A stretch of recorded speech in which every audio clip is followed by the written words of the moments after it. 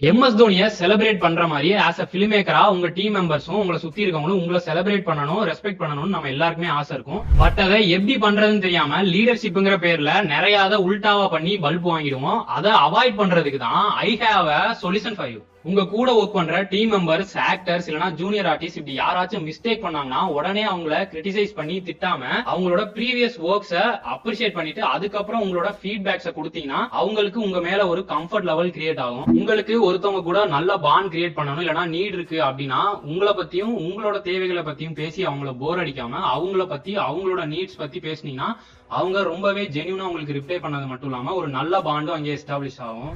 நீங்க எதனா மிஸ்டேக் பண்ணீங்கன்னா உங்களுக்கு கீழே இருக்கவங்க மேல அதை தூக்கி பழிய போடாம அதுக்கான ரெஸ்பான்சிபிலிட்டியை நீங்க எடுத்துக்கணும். இப்படி பண்றதுனால ஆஸ் அ லீடரா உங்க கூட இருக்கவங்க உங்களை ரெஸ்பெக்ட் பண்ண ஆரம்பிப்பாங்க.